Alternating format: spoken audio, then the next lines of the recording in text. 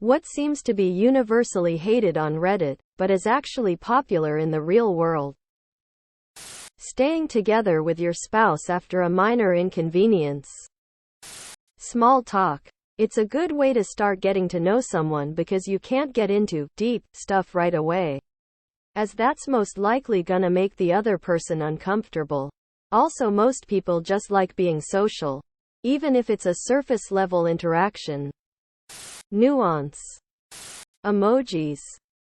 Having a girlfriend. Going outside and doing things. What's something people say is good but is actually terrible? The skating rink at Rockefeller Center in New York City. In movies it looks like this amazing big rink with romantic couples skating around that iconic statue thing. When you go there, the thing is the size of tennis court. So disappointing. New Year's Eve in Times Square. Therapy apps. BetterHelp, etc. I see tons of ads for them. And a bunch of companies have been adding them to their benefits package as like an employee wellness thing. They sound great on paper. Meanwhile, everyone I've ever talked to in person who has used those apps, whether as a therapist or a client, has had an awful experience. Edit. To address some of the comments.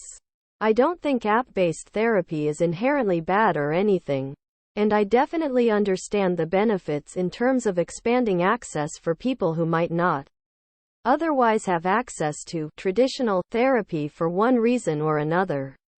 The horror stories I've heard generally have more to do with privacy issues.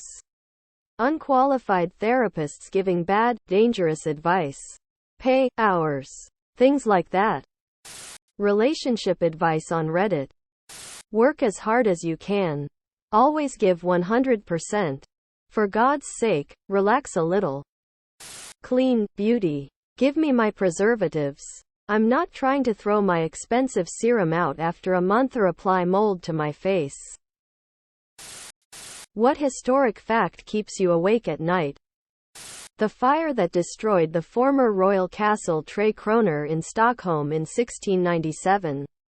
The fire destroyed the state archives, wiping out about half a millennium of written sources on Swedish history. The Bronze Age collapse.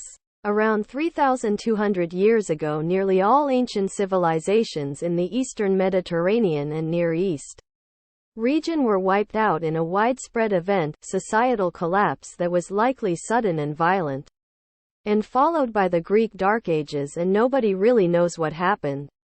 It just blows my mind.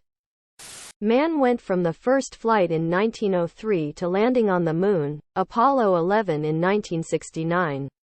That was a period of 66 years. That was 54 years ago. The people who lived when the Roman Empire fell didn't know that the Roman Empire was falling. Such a thing could only be seen in hindsight. We never know if we live in such times. The Webb telescope has the power to see up to 13.5 billion light-years away. The Earth is about 4.5 billion years old. That means the Webb telescope is taking pictures of things that happened 9 billion years before the Earth even existed. Dinosaurs evolved millions of years before flowering plants. Blows my mind. What does America have that other countries don't? Wisconsin. The only people in the world who will drive straight into a Cat 5 hurricane solely for brisket. The world's largest ball of twine. 11 aircraft carriers. The Grand Canyon? The most people who've landed on the moon. If someone from the year 1200 showed up at your door, what's the first item you would show them to really blow their mind? I wouldn't have to show them anything. Everything they see would be mind-blowing. Give the person a clean glass of water. Show them a refrigerator full of food, and make them a bowl of soup in the microwave. I'll use Alexa and make the person think Alexa is a ghost or god lol. To the doctor. Otherwise one of us is gonna get some virus without the immune exposure to make it insignificant. A supermarket spice aisle. Subscribe, my brothers.